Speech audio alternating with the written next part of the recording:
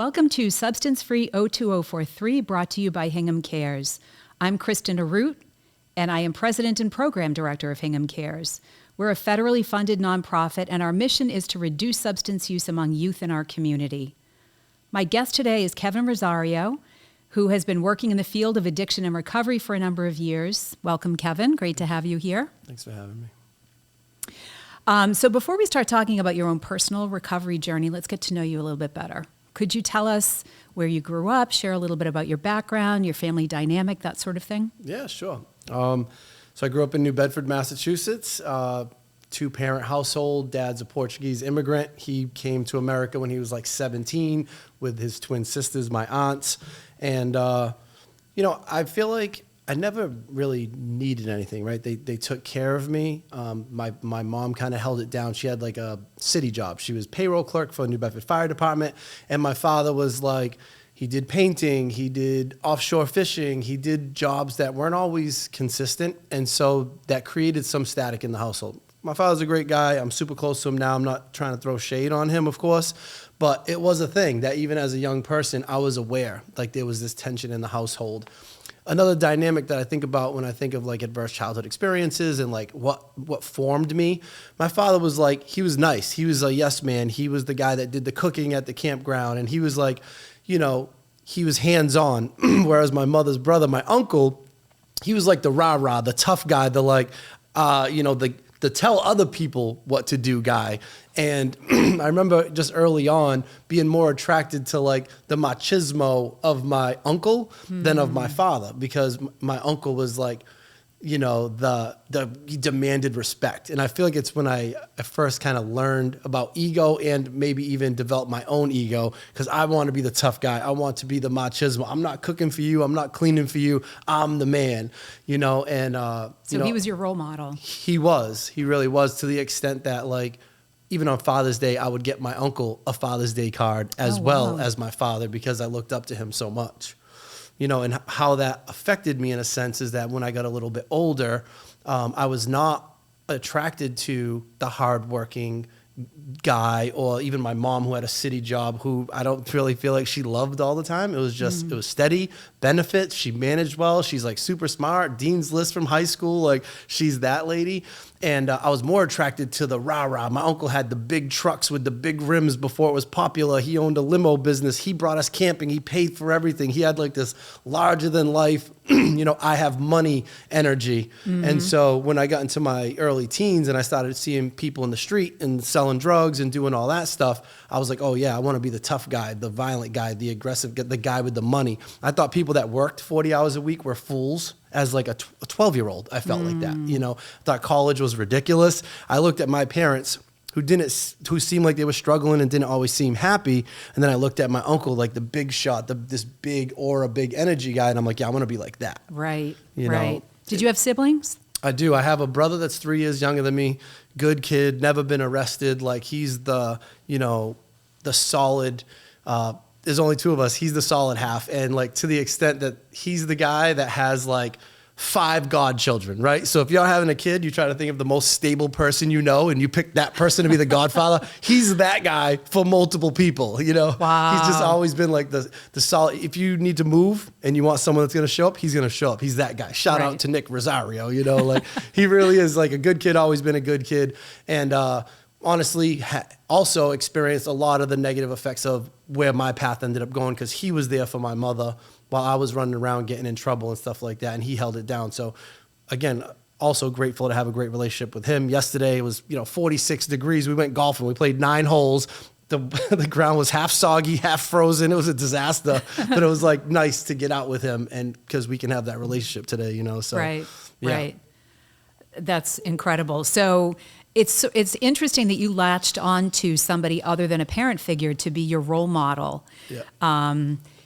How old were you when you started using substances, and was your uncle influential in that as well?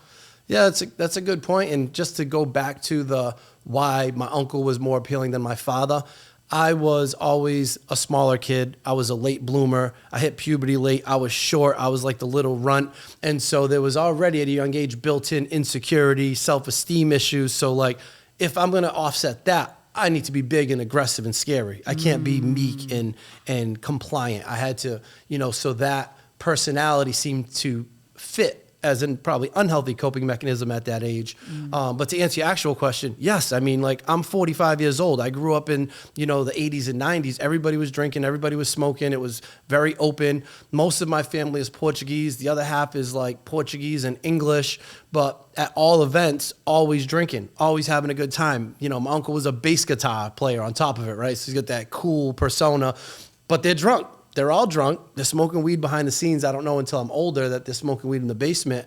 But the drinking and the levity and like the partying and the music was all a big part of my childhood. And quite frankly, it looks like fun, So that influenced you. That almost reduced any sort of barrier to you getting involved in those kinds of things because you saw it, you grew up with it. Yeah. It was part of your childhood. So what was your initial encounter, I guess, for lack of a better word, with alcohol and drugs? Yeah, so I like to go back before that because obviously we focus on and we're aligned with this whole prevention initiative stuff, super important. But I also believe that drugs and alcohol are not really the problem. The real problem is there's anxiety, there's depression, there's trauma, there's something before. And then when you try a substance and it offers a little bit of relief, now you're hooked because you're self-medicating. So it's important to say, yes, I smoked weed for the first time in 7th grade. That's really young. I was only like 12 or 13 years old. But the truth is, in elementary school, I already had a rough going. Right. Like the parents are fighting, the money's inconsistent. I don't have a tremendous respect for my father at that point. I'm like looking up to my uncle. I was the little runt, and I grew up in New Bedford, which is a very diverse community. And my mom decided to send me to an elementary school that was not in my district because at the time, and this dates me to the viewers, it was the first elementary school with a computer program. I'm talking 32 megabit Oregon Trail computer program, but that was like a big deal, in like 1989 or something. So she sends me to this school, and the school is across the street from the projects. And so one, I'm a magnet student. I'm different. I have to take a special bus. I have to be allowed to go there. And then most of my friends live in the projects across the street, African-American, Spanish, and quite frankly, many of them had tougher stories. Some of them had beautiful, loving, caring people that just happened to live in the projects. But some of them were like, who's dad? Mom's an alcoholic, being raised by Nana. And so even in 5th grade, when I knew there was like this heaviness at home and I kind of felt a little off, I can't go to school and talk to my friends about it because I felt like, who am I to complain about my 2 parents who own a 2-family home that are fighting when these people live in the projects and dad's not even present? Right. So I had to eat that and stuff that.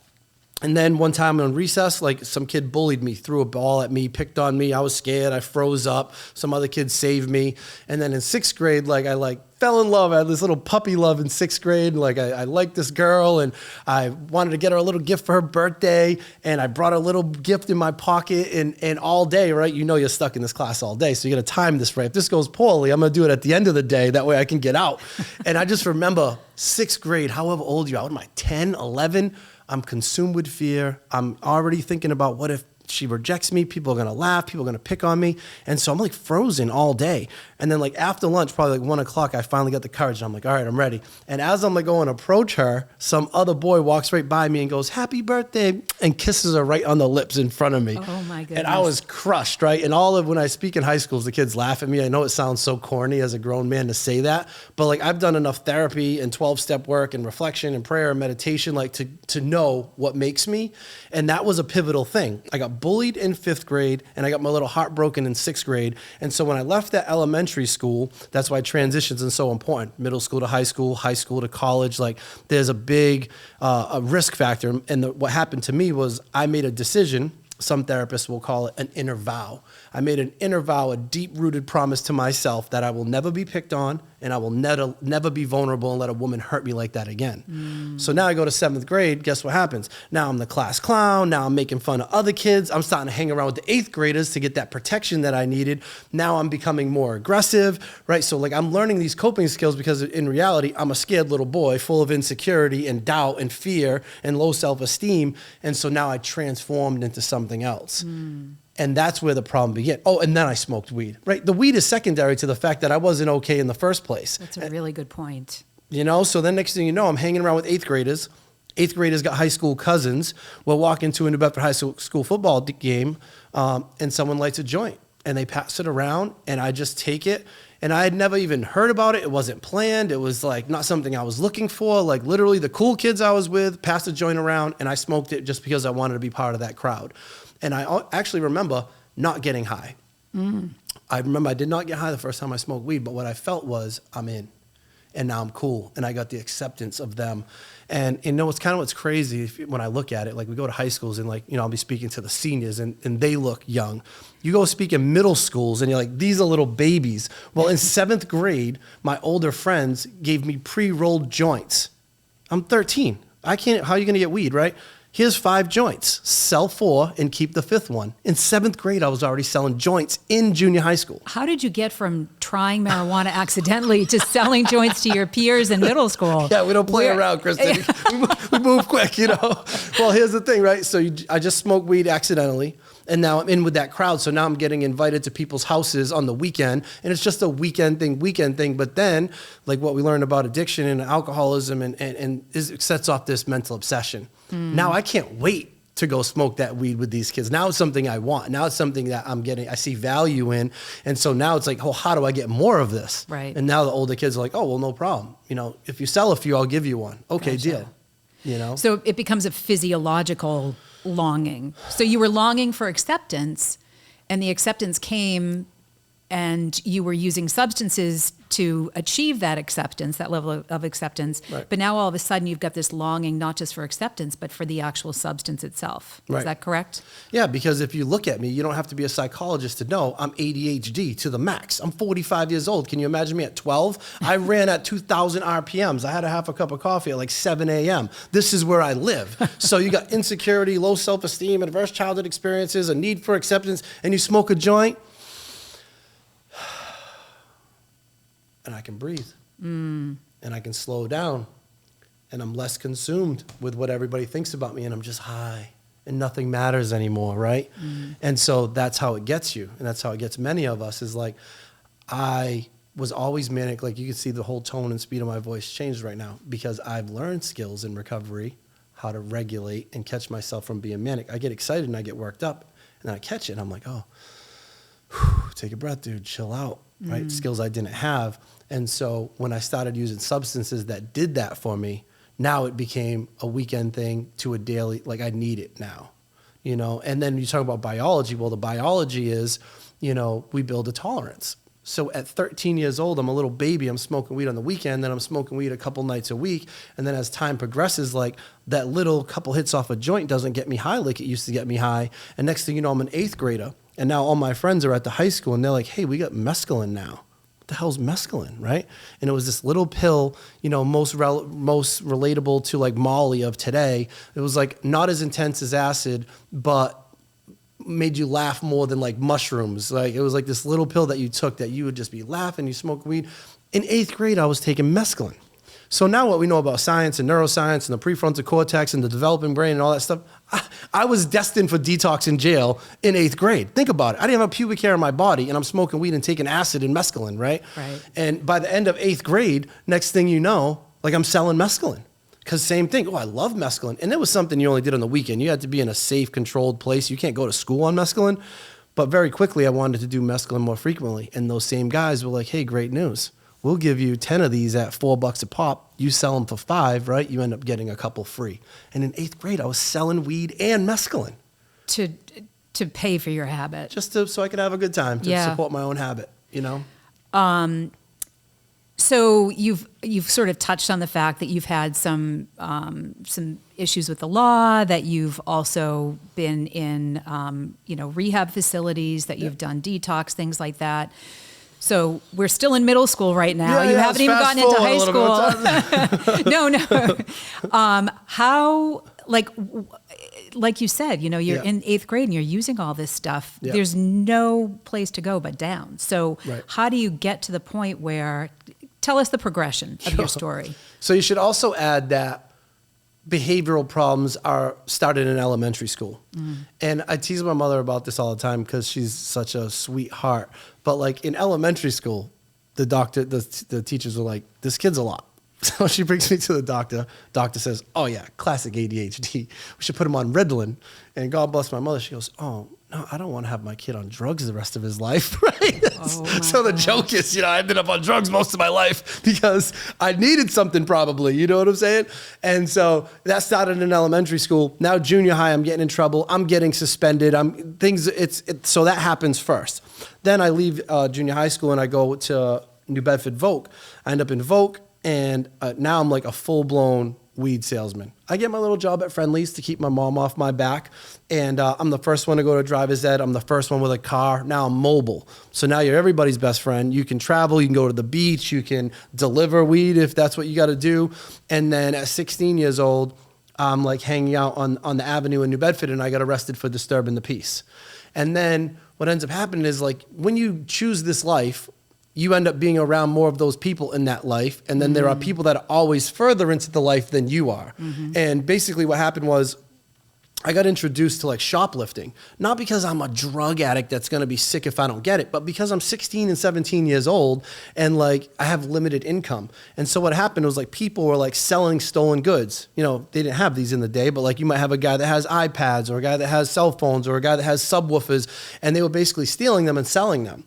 And so as a freshman, 16 years old, I started shoplifting and stealing things and then selling them in the community. Like I would pull up in my car on Acushnet Avenue, and in my trunk I'd have Gap Polo hoodies or whatever, and I'd have video games, and I'd have marijuana, and I would just like, I'd be the guy. And people knew you as that person. And so that ties back to my salesman. uncle. Oh, honey, I was the guy. Yeah. So my uncle used to joke when we used to go camping.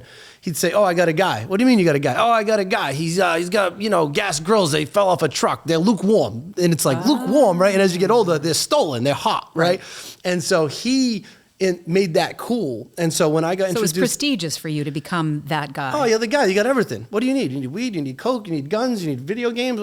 I got a guy. If I'm not the guy, I got a guy, And now it really fills that insecurity because you feel this fake sense of purpose and need. Now people... What I didn't even realize until after I really got into recovery is like most of these people were just associates. And when I got sober and no longer wanted to provide or partake in any of those things, they all went away. Yeah. But when you got a pager and a cell phone and you're always the guy on demand, it's a good distraction to offset the insecurity of being that broken little kid. And then that's just the thing. And one other thing to your point that you said about seeing parents drink and having fun. One, this is why I don't try scaring kids when I talk to young people, because I don't think you can scare them. Two, I try to help parents have educated conversations, because my parents, God bless them, my mother was like, Kevin, you can't drink. Why? Because I said so. You shouldn't be smoking weed. Why? Because it's illegal. And it was just like these answers that weren't satisfying. Like, well, hold on a second. You guys drink and you guys smoke weed and you guys look like you're having a real good time and you have good jobs and you're a good mom. And like, so the message wasn't consistent. You're saying, don't do this because I said so. Meanwhile, you're doing it. And my favorite person in the world does it to the extreme. So now I'm on this path. And once you smoke weed and realize, oh, this is pretty good. Once you drink a little bit and you realize, oh, this is pretty good. These people have been lying to me. Then it's like, well, what else are you lying to me about? So once you walk through the fear of experimenting with substance, that's why even the vaping is so dangerous. It's like, all right, oh, it's just vaping. It's just vaping. It's just vaping right now. And if you're not afraid to vape at 15, when that stops working, and it will stop working because your body will build a tolerance, what else are you willing to try? Right. And that was my experience. I tried this, and then my older friends, they're progressing faster than me. So they're introducing me to more and more things.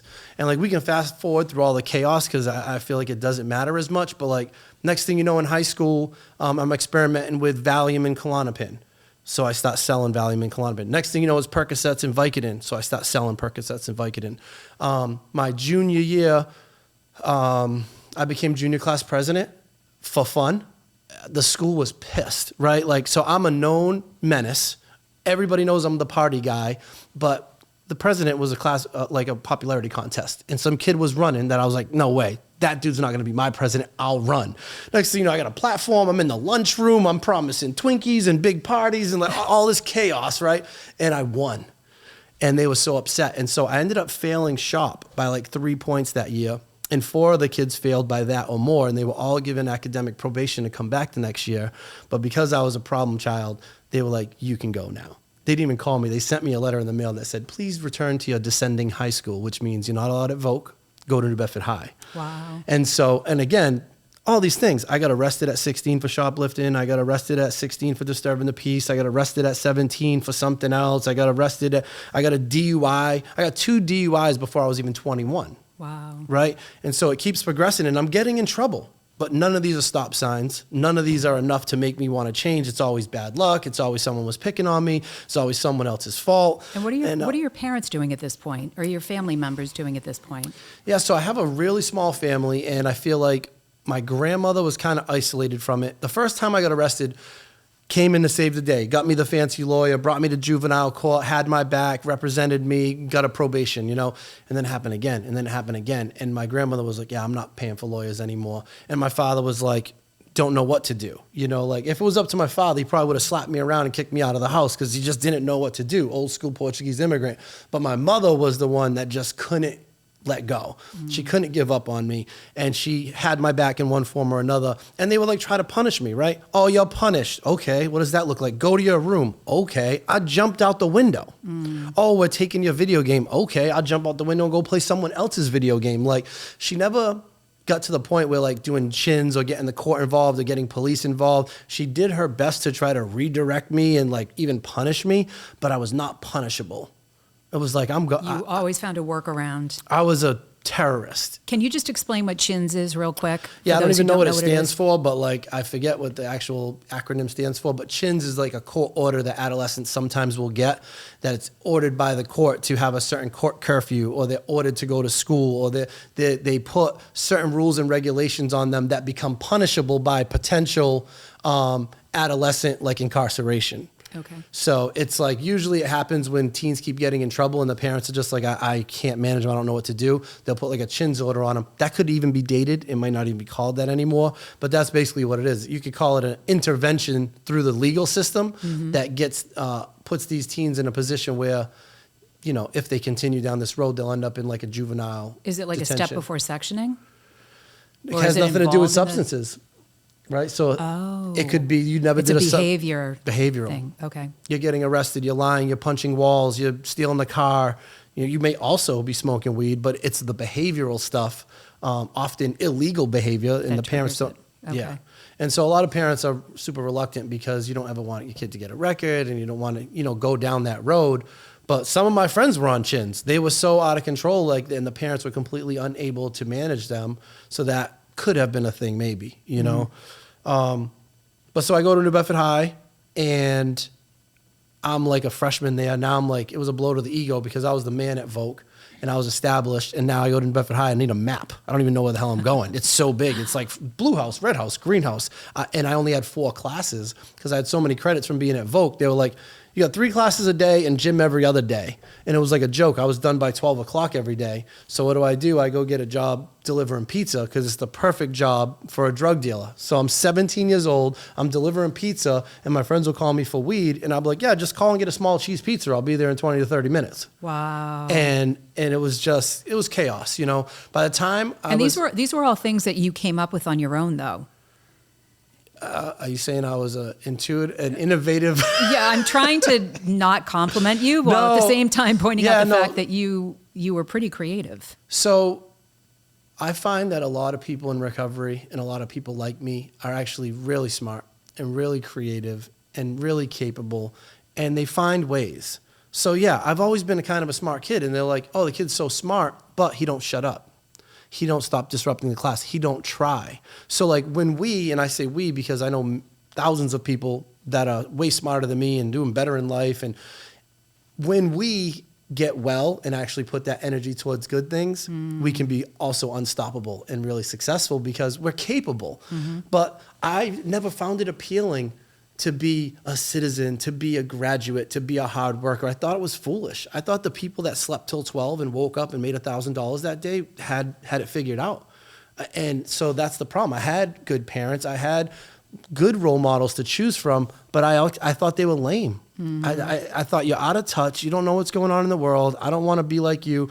I don't want to be the dad that's inconsistent. I don't want to be the mom that comes home bitching about Nancy in the office. Nancy. I was like, that's all ridiculous. I'm going to be those guys that make their own rules that everyone respects, that people are afraid of, that drive Cadillacs. And so like, I always had a job.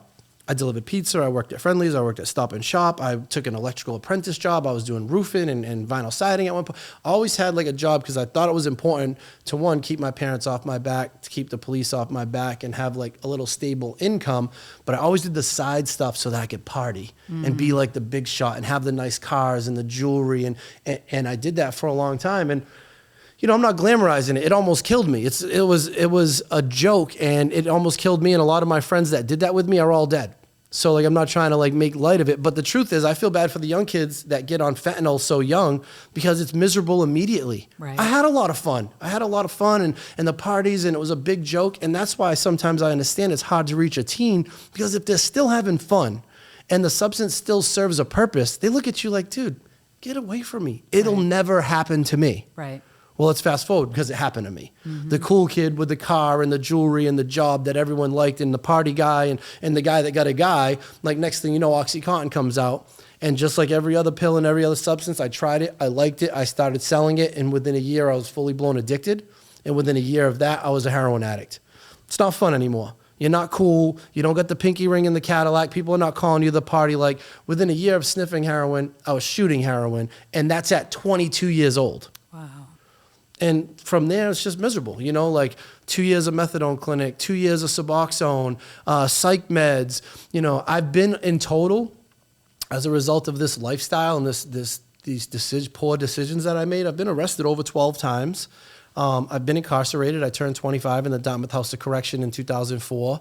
I've been shot at. I've been jumped twice. I've been stabbed in the back, literally punctured lung, hospitalized, almost died. And all the terror that comes with that, like losing the job, stealing from the mom, going to rehab, doing good for a little bit, thinking I can just smoke weed again. And then 6 months later, I'm doing heroin and I'm stealing from my mom again. And I'm devastating the family, and I'm overdrafting all my bank accounts, and I'm shoplifting for the drug dealer. Now it's not fun. It's not cute anymore. Right. Now I'm like running out of Walmart with carriages full of stuff or whatever I got to do just to go supply my habit, because I'm physically sick every day. So were you able to maintain a certain lifestyle, keep a job, you know, go to school, what have you, up until you started using Oxy? Would you say Oxy was a defining moment for you? Yeah, it becomes unmanageable. So because the biology of building tolerance, I smoked a little bit on the weekend. I smoked more frequently. I drank and smoked weed heavily on the weekend. I smoked every day and drank heavily on the weekend. I smoke and drank a couple days a week and drank. Now this is the progression from like 12 to 21. It's more and more and more frequent and stronger things. Not because I ever want to be a drug addict, but because smoking a joint and drinking a Corona doesn't give me a buzz anymore. Right. Now I got to drink a half pint of Cool Blue 101 and smoke skunk. I need the stronger weed, right? And so that's all that happened. I always just wanted to be okay. Mm-hmm. I always just wanted to be able to breathe. I always just wanted to feel accepted. But when you start at a young age self-medicating, you're stuck. You're in a rabbit race, and rabbit hole. Because now I'm chasing the next. I'm always just trying to be okay. You would think that lifestyle, though, would exacerbate those feelings of anxiety and feeling out of control. No, Did the lifestyle was kind of crazy, but the drugs brought the craziness into perspective, or even things out for you? So I could have or should have died a couple different times before I even touched opiates. So fentanyl and heroin and OxyContin clearly kills people, and that once I crossed that line at like 21, that could have killed me. But the way that I was living up until that was so reckless that I could have died in a car accident or in some kind of gang fight or even an overdose from mixing other pills and alcohol. And here's the thing. I got to this place where I didn't care. I wasn't suicidal, but I didn't care. I lived like this reckless, aggressive, I'll fight anyone, I don't care life. Like, bury me a handsome young man. I don't want to be old and feeble and senile. Like, I didn't care. I lived that way, like this reckless, you know, and a part of it was like the music I listened to too. You know, I got into all the mobster movies, and I was a big 90s, 2000s hip hop guy, and the hip hop scene was all about violence and sleeping around and selling drugs, and it glamorized it. And like, I wasn't afraid if I would have died in that life. You know, and then once I crossed the line to opiates, up until that point, I had never had a physical dependency. Oh, interesting. I drank and I smoked And at any time I could have stopped and not been sick. There was never physical dependency. Mentally, I needed it. I wanted it, but I didn't physically, I wouldn't withdraw without it. Oh, I see what you're saying. You know what I'm saying? I get the distinction. Yep. So the difference is like when I start doing OxyContin and I go camping and I decide, all right, you got to pack for a camp trip, right? You get a couple 24 packs of Corona or get an ounce of weed. You get blunts and rolling papers, hot dogs and hamburgers, fishing gear. Like this is not normal, but that was the packing process at like 22. It's because my experience as a kid was my uncle. It was fishing and partying and eating and being loud. And so the first time I went camping, after I started using opiates, I didn't bring OxyContin because I didn't need, in my brain, I never needed anything. So it's like I had a couple left. The weed and the alcohol and the food were the primary thing for that weekend. Well, on day 2, it was like July. All of a sudden, I'm like clammy, cold sweats. I think I got the flu. And one of my friends is like, yo, Kev, you're dope sick. I could have slapped him. You know what I'm saying? I'm Kevin Rosario. I make money. I sell drugs. You know, I'm not dope sick, nothing. And he's like, all right. Well, I was sick for another however long, and I gave in. He's like, dude, I'm telling you, if you sniff a little line of this, you'll be fine. And I sniffed a little line of an OxyContin, and in 20 minutes, I was fine. And that day changed my life forever because from that day forward, I know I need to have this or I'm going to be sick. And it goes deeper than that. I believe it goes to like the back of the brain where it's like fight or flight. And like part of your brain says, if I don't get this, I'm going to die. And now it's breakfast, lunch, dinner, funerals, weddings, camping trips. It does everything I did from that day forward was make sure you have enough to get through whatever, however long you're going to be. And how were you financing this habit? You were still selling? Yeah. In the beginning with the pills, it was manageable because I always had a job, I always sold weed, and I sold pills. So for a while, the pills were free. And then the habit starts to offset. Now, like I'm paying for the pills, but I'm getting them reduced. And then as things progress, next thing you know, like I'm spending all my profit on my own habit. And that's what actually set me up. Like, you know, I'm not joking when I say this, like I made a business decision to switch to heroin because I couldn't afford to do the OxyContin anymore. And then one day, one of my friends, who again, friends that started with the pills before me, he got to heroin before me. And he's like, Kev, you're spending $200 a day on a pill habit. He's like, if you sniff this $5 bag, it'll get you as high as that $50 pill. Wow. And I'm like, no way, that's heroin, that's dirty. I'm Kevin Rosario. It was like disgusting. The pills were socially acceptable. Everybody was doing them. The heroin was like faux, you know what I'm saying? But one day I buckled because I was sick and I only had X amount of money. And I got really high off a $5 line. And I was like, all right, like if I'm going to risk my life and sell drugs and live this life, I might as well at least like get a deal and like not spend all my money. So again, decision goes to heroin. Well, guess what? Biology says in 6 months, I'm doing $200 a day in heroin. Wow. Because I built the tolerance. And well, guess what? That friend, he's now shooting heroin. Wow. I'll never shoot heroin. I'll never shoot heroin. One day, I'm broken. I'm sick. Flu-like symptoms. My bones hurt. I'm not okay. I got like $20. And that guy says, if you shoot this $5 bag, you'll be fine. And I gave up one day. And he shot me with a $5 bag and I was wrecked. And I'm like, all right, here we go. So now I'm not sniffing heroin anymore. And in 6 months, I'm shooting $200 a day worth of heroin. You know what I'm saying? It just, from up until 2021, it was kind of reckless and dangerous and a lot of, you know, pitfalls, but it was fun. It was manageable. It wasn't, as soon as I switched into opiates, within a couple years, my life was completely changed.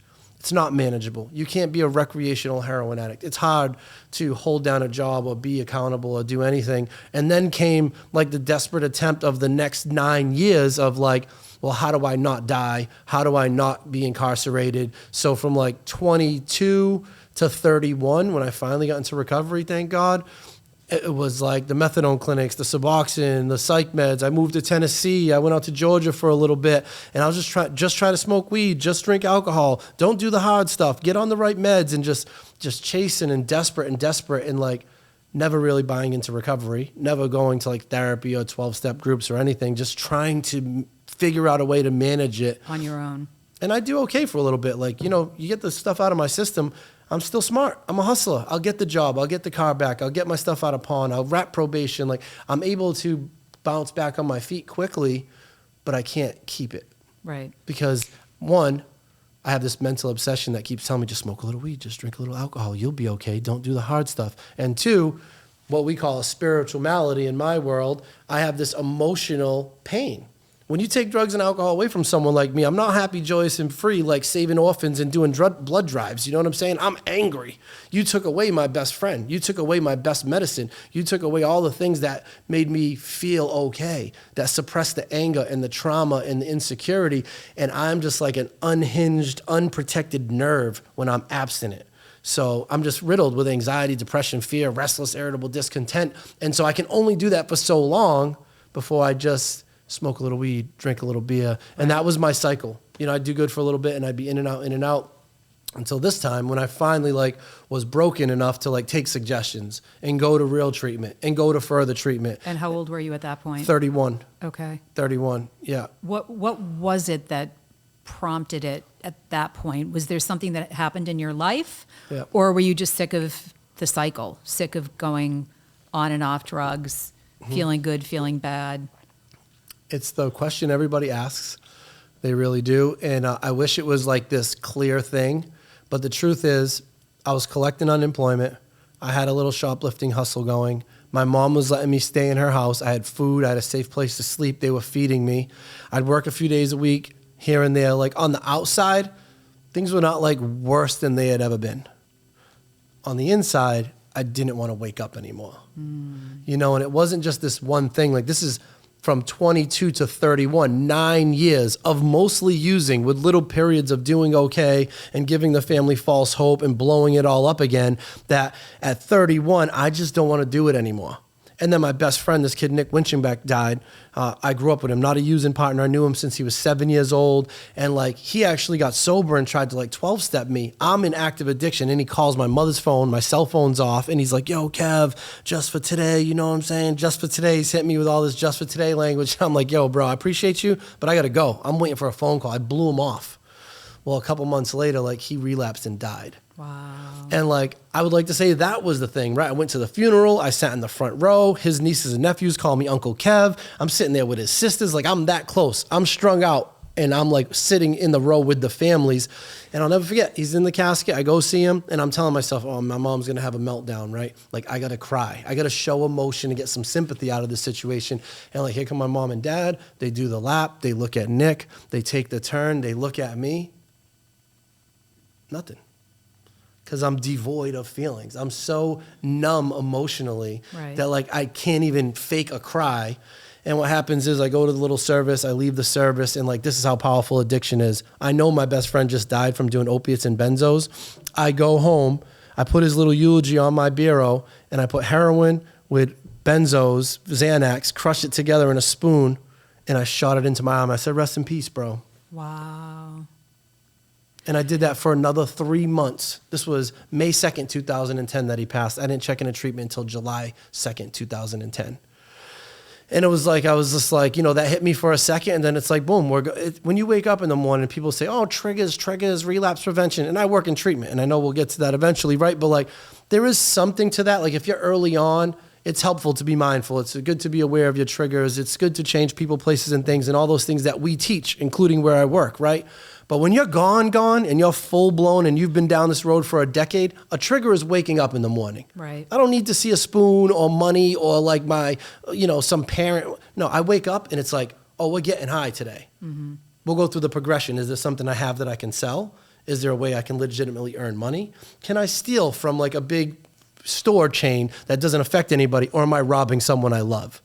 I'll go that way first. I don't want to rob anyone I love, but like it's going to happen. Right. You know, so that was like a trigger every day. And it was like you wake up and you're sick. And if you're not sick, you know you're going to be sick. And you're just in this crappy cycle of like getting my unemployment check on Tuesday, paying back the dealer, working a couple days, getting paid on Friday, paying back the dealer, getting a little bit more, broke by Sunday, cuffing something, paying on Tuesday, get the unemployment. I was like existing check to check. On a hamster wheel.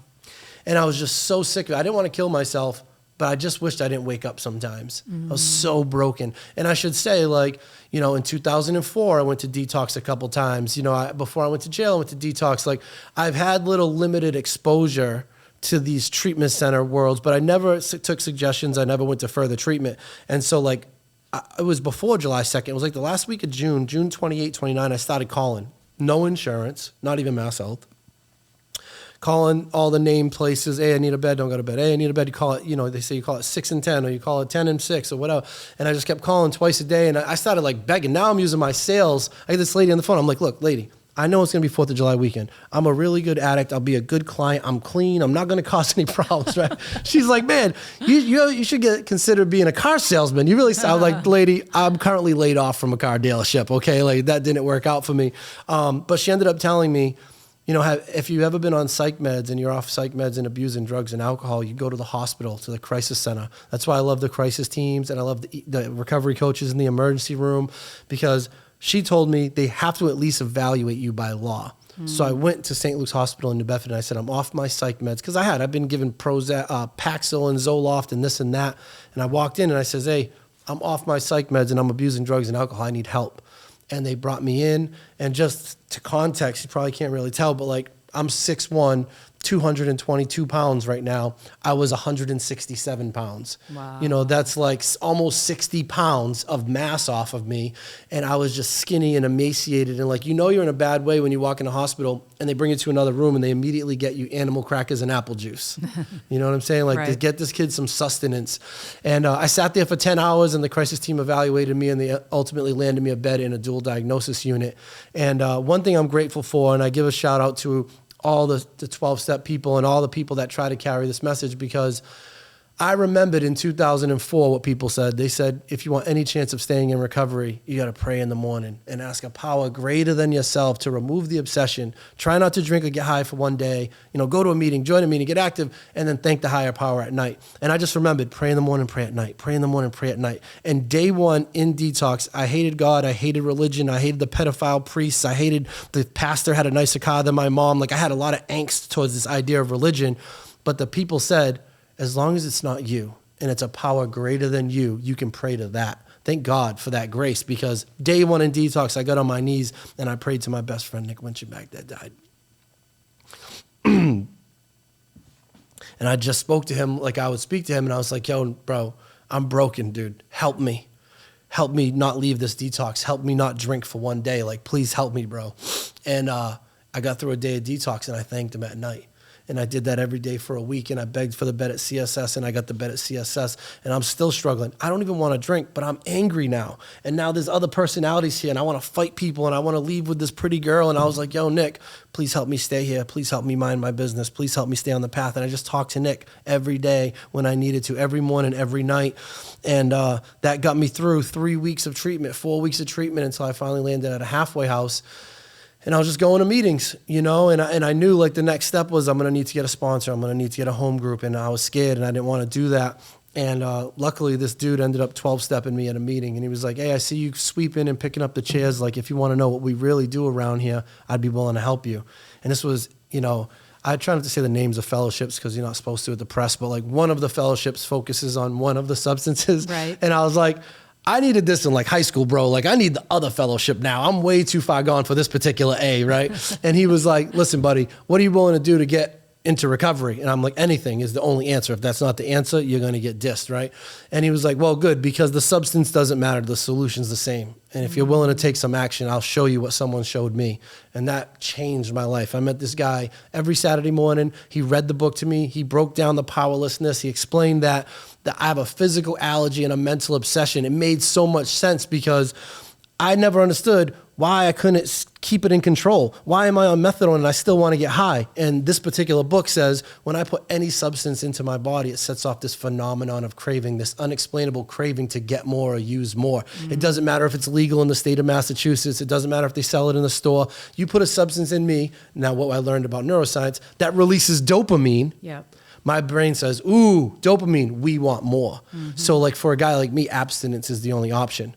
But that's not enough because when I'm not drinking or using, all I think about is drinking or using. And I got a brain that keeps convincing me it's going to be different. Or it tells me we don't care if it's going to be different. We're going to do it. And I have this inability to pause and think it through. Oh, guess what that is? That's an underdeveloped prefrontal cortex. Mm-hmm. The front of the brain that's responsible for decision-making, impulse control, and risk assessment is not fully developed until the mid-20s. And if you start using substances before the mid-20s, you stunt the development of that part of the brain. Boom, now all of a sudden working in the field, the science aligns with what this literature says. I had a brain that didn't have the ability to pause and think things through and to do risk evaluation. And even every time I tried to get sober, I still had this underdeveloped function of my brain. No pause, no risk assessment, no impulse control. And I'm like, wow, that's what I got.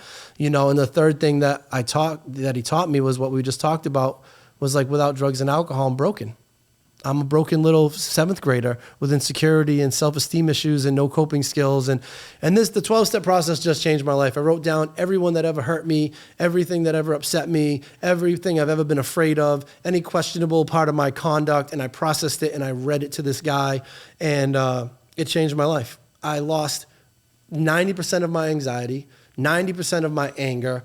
I walked out of there, and this was like a 6-month process or more, and I just walked out like high on life, like looking at the leaves, looking at sunsets. I was like this sappy, like they call it a spiritual awakening when you have the awareness that there's a higher power working in your life. And I had that big time, and it just lit my spirit on fire. And I just knew like I had to go out in the world, and this is why I've been saved. Like I've always been a salesman and a drug dealer and a playboy. And, they say, oh, you can talk a dog off a meat wagon, right? But I did that for self-gain, self-seeking. And so now, yeah, I am still a big mouth, and I do still have ego, and I do still like attention. And some of those things that annoy people actually have purposed me to go out there and be a megaphone for recovery and for prevention. And I'm not special. Like I'm grateful that I work in a place that like I can talk about it publicly, but I'm not special. Anyone that does what I do and did what I did will probably get the same results. I just get to be able to speak about it publicly, and I'm grateful for it,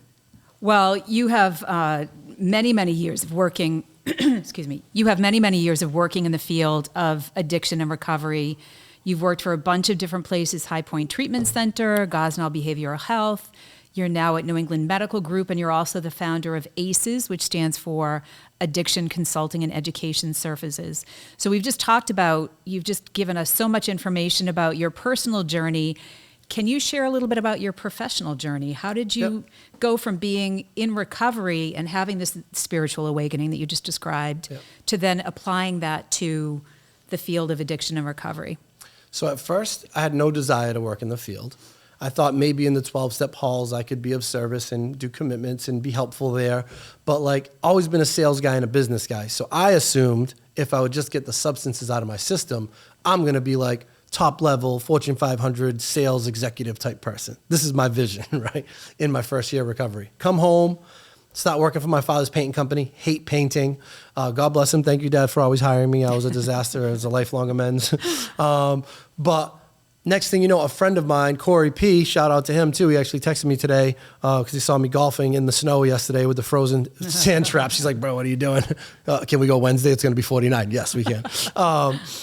And he was working at High Point, and they had this CSP program, community support provider, and basically like people with Mass Health would get a caseworker that would follow them after discharge and bring them to appointments for like 2 or 3 months, help them get as many services as possible, and then walk away. Just try to give them a leg up instead of just discharge you're on your own. And they were like, hey, we're looking for someone like young and fired up in recovery with a reliable car. Like, you interested?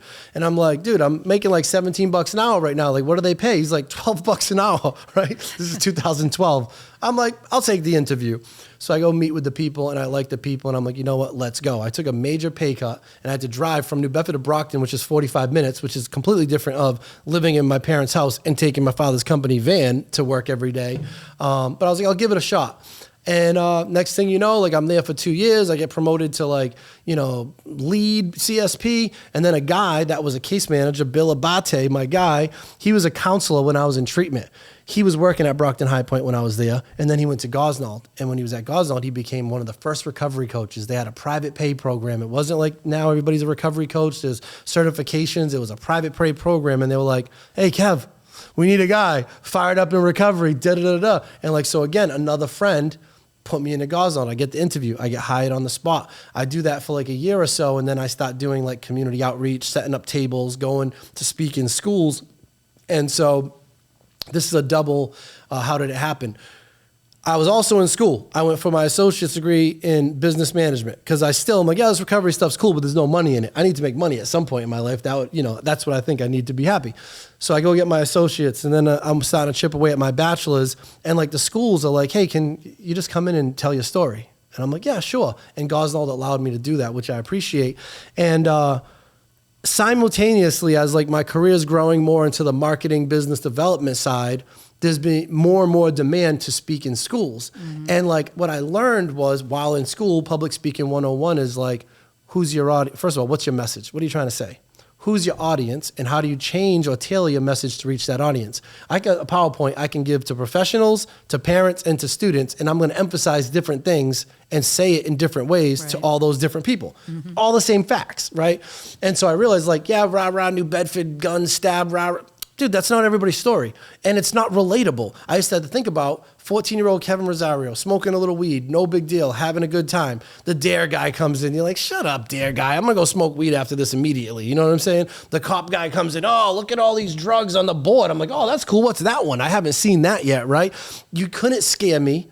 You couldn't threaten me. And so I was like, I got to have a different approach. My story is not going to have an impact. So I've been fortunate to be around clinical and medical people, and I've gone to a lot of trainings and a lot of seminars, usually as the sales guy. But then while all the clients or the clinicians are in the group, instead of just sitting at my table on my phone, I'll go into some of them. And that's how I learned about neuroscience, and that's how I learned about the prefrontal cortex. Interesting. Right?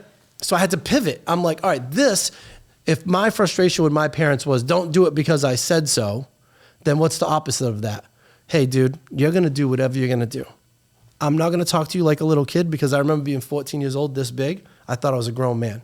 Right. I didn't like people talking down to me and threatening me and calling me a little kid. So when I go talk to kids, right, even if they're in high school, even if they're in middle school, I say, I look at you as all young adults.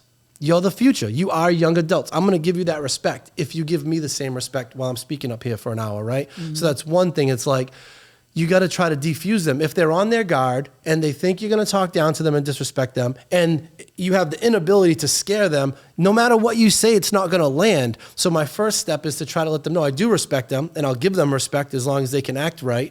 And two, I'm not going to scare you. I'm not going to threaten you. And I don't think that my story is everybody's outcome. I'm just going to give you information, and you can do whatever you want with it. Right. And you'll see that's what I'll do. That's what I did last year. That's what I do all the time because that's the most effective approach. And what I say is like, even if you're smoking a little weed or vaping here and there and you believe it will never be anything more than this, you're not going to convince them otherwise, most likely. You probably know someone who actually has a drug problem. Mm. You might have an uncle or a brother or a sister. Maybe this information you can use to help them. Mm-hmm. So again, diffuse them because I want them to actually listen. And threatening and attacking and condescending, they're not going to open up. Right. And then so the approach becomes, here's the science. Here's what I learned. Here's what I learned about the brain and dopamine. Who's most at risk? I don't know. Does it run in your family? Genetic predisposition's a real thing. Have you ever heard of that?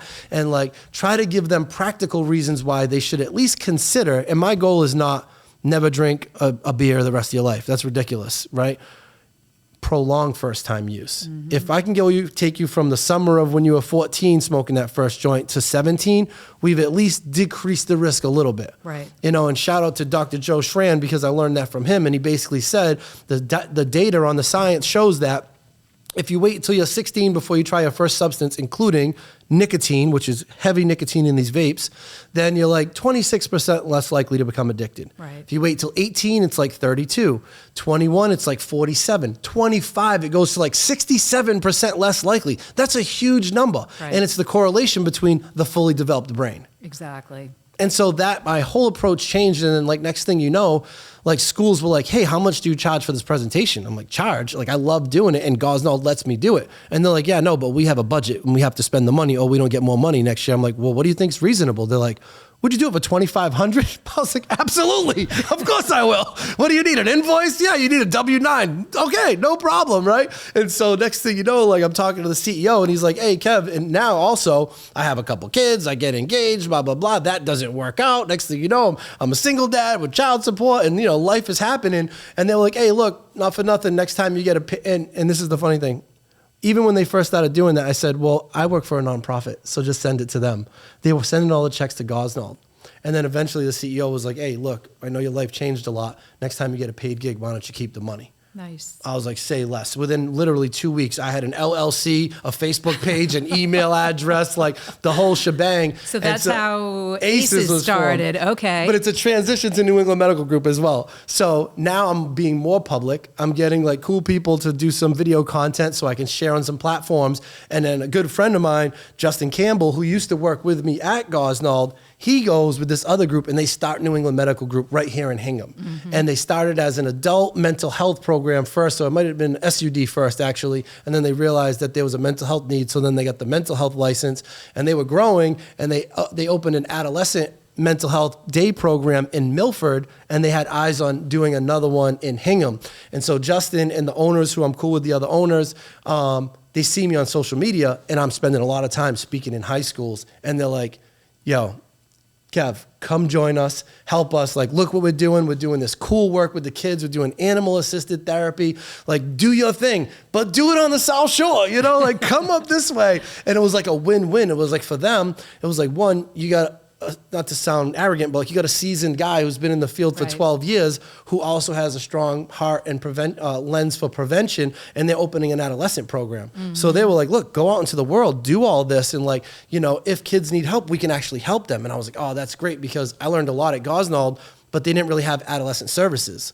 Oh. So I'd go into like Plymouth or Falmouth or wherever, and they'd be like, someone would come up to me and actually want help. And then I would be scrambling to try to find somewhere to refer them. Mm-hmm. So it was like a good win-win for both of us. Like, I joined them a little over a year ago, January of last year, and I took on the role of Senior Director of Community Engagement to hold true to like what I want to do in the community. I want to do prevention. I want to do education. I'm very involved in a family support group that we started that is the second Tuesday of every month, led by Maureen Kavanaugh's like just like a 26-week learning module. It's awesome. Christine Hill facilitates. I oversee the alumni person, so we're doing alumni initiatives. And then I also, because I've been doing this for a while, like I know some people. So I manage some of the union business and the EAPs, and I work with some hospitals. And like, I'm kind of like the guy now. I'm one of the guys. I'm not like better than anyone, but like, if you know me, I'm going to be able to connect you with services. Right. It's not always New England Medical Group, right? We got PHP and IOP in Milford, Brookline, Norwell, Hingham. We have 6 locations, 4 adult and 2 adolescent, but that's not always what people need. Mm-hmm. But like, I've been doing this for so long that I know the services, I know the resources. And then if I don't, I call Justin. Justin knows. If Justin don't know, we tap someone else, and like, it's just been a really cool journey. I think it's interesting because you keep referring to yourself as the guy still. Yeah. So it's like that little kid who wanted to be the guy, who had the uncle that was the guy. Yeah. Now you're the guy, but you're the healthy guy. The healthy guy. You're the guy that's helping others that's right. and living a healthy lifestyle. So that's really incredible. So how can people find out more about ACES and New England Medical Group? Yeah, I mean, you can find us online, newenglandmedicalgroup.com. Mm-hmm. The cheat code is NEMGP.com because it's actually New England Medical Group Partners. So NEMGP.com. And mine, ACES, is addiction-education.com. And again, yeah, the guy is less about ego and look at what I have. It's more about like, I'm a resource. Yes. I'm the guy that if I don't have it, I know who does. And anyone can call me, email me. My phone number is 774-406-6765. If you go to my ACES website, you'll see my email address there. Totally accessible, you know, and I feel like it's the best of both worlds, because in my 12-step world, which I still do, like after this today, I go pick up a new guy at a halfway house. I'm going to bring him to a meeting. I'm not going to take pictures of it. I shouldn't even be talking about it now. But like, I have a 12-step world where I'm of service altruistically. Nice. And like, because I got my start in nonprofit and because I learned about service and early recovery, I think even in my professional world, it's like, I was taught good ethics and to do the right thing. And like, even if you can't treat someone, or even if you don't take their insurance, or even if you're not a good fit, the right thing to do is not to dump them. Right. It's to take the time to put the hand in someone else's hand. Mm-hmm. If you're not the person that can't help them, at least give them another lead. Right. And that's what the people I associate myself with do. You got to do the right thing. If you're not the person, connect them with someone that might be. So you've had some pretty incredible experiences in your life, and you must draw upon those when you're working with young people. What are some tips that you give to young people on how to make safe and healthy choices around substances? Yeah, obviously I try to encourage people not to, along all the stuff we've talked about, and not just say don't do it because I said so, but like, here's the science, like strongly consider not doing it yet. And I even say sometimes in my presentations, like, I don't want you to think I'm the anti-alcohol or weed guy. I'm not. Like, go to school, get a master's degree. Call me when you're 25. I'll buy you a glass of champagne to celebrate, because your brain can literally handle it at 25. Just to try to not be like the overbearing dad, I throw them that. I say, that being said, it's dangerous right now. And what's really dangerous is like how much stuff is laced with fentanyl. You're finding like Xanax, Klonopin, Adderall, Percocet. The police are confiscating them and finding that they have traces of fentanyl. If not, they're completely fentanyl. So it's like when you talk about making good decisions, like, well, one, you shouldn't. But if you're going to, don't buy off random people. And you should probably always be with someone. Don't drink. But if you're going to drink, don't drive, right? So it's like those tough conversations, like, I 1000% don't think you should, and you never have to. I've been sober for over 14 years. I have a great life. I laugh, I dance, I travel, I go to weddings. It's not necessary. But the reality is like, we'd be naive to think that they're not going to experiment. So it's like, at least try to give them some of the sense, like, hey, have someone you can call if you feel compromised, whether it's from alcohol or substances. If you're, smoking weed or drinking, don't drive. Have someone else that you can, almost like a buddy system, especially the girls. The girls are the scariest. I have little daughters that I want to protect with my life. And once they become teens and they're out in the world, like, that's scary. Like, women are preyed on. You got to be careful as a young woman. Like, you could get drugged, and the roofies have made like a new appearance. Girls are getting roofied again. It's like roofies. I haven't heard of roofies in 30 years. That was like an old 80s date rape drug, and that's coming back. So, the short version is, don't do it. You shouldn't do it. But if you're going to do it, like, at least know what you're taking and have someone with you, and don't drive drunk, and maybe get honest with your family members about it. So, and then the last thing I'll say on that is like, but why? Why in the first place? And like, I'll give Chris Herron a shout out on that too, because his more recent video that I watched was more about the first day. I love that one. I was like, oh, this one's really good. He had a lot of content that I'm like, oh, I can use that, because it's like less about, oh, you're doing drugs and alcohol bad. It's more about like, how are you feeling on that day that you thought that was a good idea? Right. That's the real problem. Real prevention work is not about scaring people into not doing drugs. Just like real recovery is not about don't drink one day at a time. Real recovery is about what's bothering you in the first place, and how can we help you heal? Right. How can we help you find peace and happiness and purpose? Because happy, healthy, grateful people don't need drugs and alcohol. So real prevention is not like scare them about drugs, cut them off, put vape smoke detectors. You got to do all those things, don't get me wrong, but it's not the solution. The solution is, how do we get in front of it? How do we help young people find healthy coping skills, process trauma, learn ways to say no and avert risky behavior? How do we help them heal? A lot of these young people that look like little kids, they got a lot of pain going on inside of them, whether we know it or not. And so real prevention work is about, yes, here's your education, here's information, make good decisions. But more importantly, this is a call to action. If you have anxiety, if you have trauma, if you have insecurity or low self-esteem, please let someone know so we can help you. Because if we can get that, then they're less likely to use drugs and alcohol. So that's, again, another nice segue into my next question. So you are a dad of two adorable little girls. I'm friends with you on Facebook. I see them all the time. So effective parenting has to be at the forefront of your mind. And you just talked about, making sure that kids know that they have someone that they can communicate with, someone they can reach out to. What role do you see parents playing in that process? How can parents effectively convey that information to their children? So I don't want to be harsh, but I think the parents are the problem a lot of the times. It's probably not popular. You can cut it out if you want. But like, the truth is, I find, I'll get back to my parenting thing, but what I find is a lot of parents right now, we live in a tough times. People are super sensitive. People are afraid to hurt feelings. And sometimes parents are a little more concerned with the relationship and the status quo than being the parent.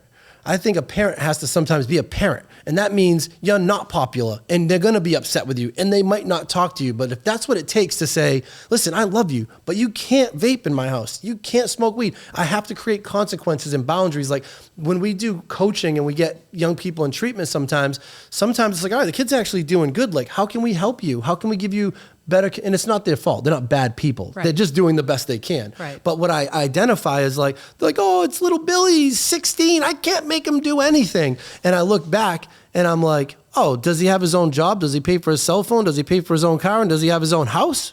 No. Oh, then you have a lot of power. You have so much power. Do you know how powerful the Wi-Fi code is? It's so powerful. You know what I'm saying? And so to try to encourage parents to say, hey, look, I know it's hard, especially hard if you're like single parent and you're just trying to make up for that. Like, it's hard. I'm not saying it's easy. It's hard. But one suggestion I have for parents is like, be a parent, get professional help, get guidance, help learn how to create boundaries, because my experience is as long as it's comfortable and easy, you're not motivating any change.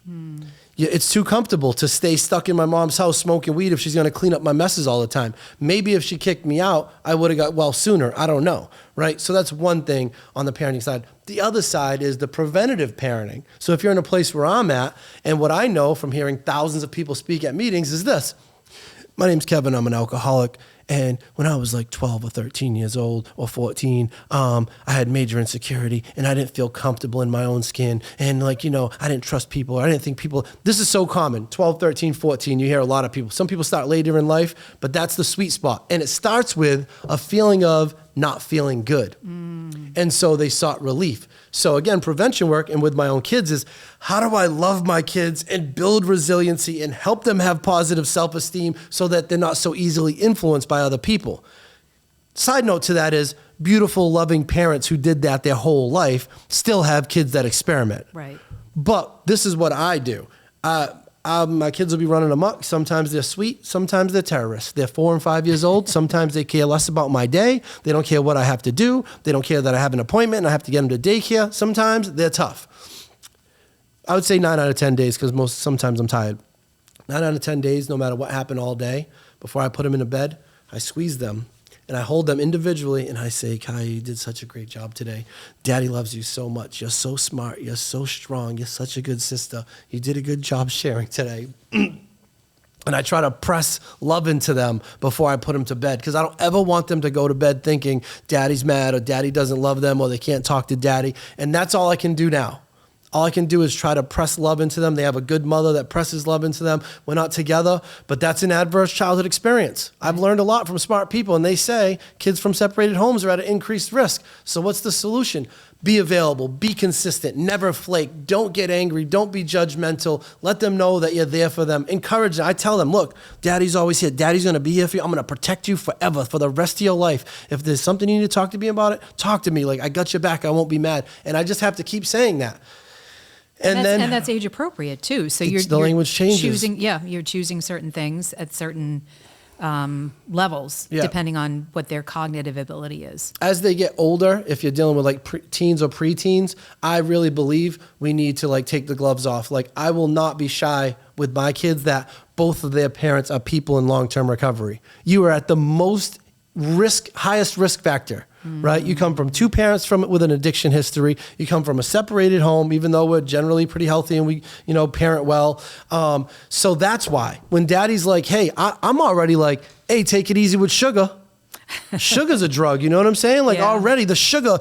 I remember being in elementary school, like just down in pixie sticks and like just trying to get that sugar rush. So like sugar, food, candy, the training starts now. Like, nope, there's a boundary. Nope, that's enough. No, you got to eat dinner first. And their mom does a great job with the regimen and soccer and base, t-ball and all these different things. And I just got to support what's happening on my couple days, because she has 60-40. So I have them 2 days one week, 3 days the next week. And so my role there is be the best dad, be the most present, be consistent. Don't let them get over on me. And because I want to be the best dad ever. What that looks like is sleep all day, get up all night, eat candy, watch video. No. Right. I'm risking them being upset with me sometimes by being consistent. And if they act up, there's a timeout chair, and trying to be consistent with what I say and what she says, So, and as they get older, it's going to be like, don't do drugs because I said so. Don't do drugs because addiction runs in both sides of your family. And talk about like, if you have anxiety or low self-esteem or whatever you are feeling that you feel you need relief from, let daddy help you. Right. Let me help you get services. I think, one last tip to the parents is like, you have to encourage them to talk to you. And they're not always going to want to do that. So then you have to encourage them to talk to somebody. And that's why what's cool now is there's a lot of adjustment counselors in all these schools. Right. There's a lot of these coalitions and, like Hingham Cares. Thank you again for having me. And like, there are resources that kids can find, even if mom and dad's not the approachable person. But I want to always say, make it non-punitive. Look, even if you're drinking, even if you're smoking, even if you get in trouble, we have to do something. But I love you, and I'm not mad at you, and I can't imagine what you're going through, and I will do whatever I can do to help find the resources to help you feel better. Right. You know, don't be fanatical. Don't be overbearing. Don't be unrealistic. Be loving and supportive, but firm. Sometimes you got to be firm, you know, but encourage people to talk. Because I feel like sometimes kids will say, I feel unheard. And even when I go to my parents and tell them how I feel, I'm dismissed. Be mindful to try not to be dismissive. Try to understand where the person's coming from, even if it sounds ridiculous to you. Right. Sometimes that's a little cry for help. These kids, like at a young age now, are doing a lot of self-harm stuff, way more than when I was a kid. Right. So it's you know, if it's not drugs and alcohol, it could be something else. Right. And it's driven by the same thing. Right. There's some pain. There's some insecurity. There's something going on under the hood. How do we go in there and help them and love them and hug on them and provide them any kind of services or support to get them out of the unhealthy coping mechanisms and teach them healthy coping mechanisms? And that's the root of the New England Medical Group model for the kids, is like communication, grounding skills, de-escalation, learning how to manage big feelings, not spinning out, but trying to be mindful, and that cognitive behavioral therapy approach. But like then DBT says, what can I physically do? Go journal, go doodle, like go exercise. Like there's physical things. Go pet the dog, you know, hold an ice cube for 2 seconds, put it down, pick it up, put it down. It breaks the cycle of intrusive thoughts by doing little things like that. And the team has all these different little tricks and modules to kind of help people break away from the negative kind of behavior and then learn new healthy behaviors. Everything I know, someone taught me. I didn't just wake up and be like, oh, I'm going to be super spiritual and smart today. Like I had to unlearn a bunch of bad things. I had to unlearn just as much as I had to learn. I had to unlearn all the unhealthy coping mechanisms and learn for the first time, really, how to behave and cope and react and communicate in a healthy way. Right. You know, it's a journey. I haven't got it all figured out yet, but I'm making progress. It is a journey. Well, I commend you on the progress that you have made. Thank you. It's incredible. So, Kevin, I want to thank you for being here with us today for this important conversation. Thank you for your vulnerability and your openness, and for all the work that you do. Thank you. Appreciate it. This has been Substance Free 02043, brought to you by Hingham Cares. I'm Kristen Arute, and I hope that you will tune in again.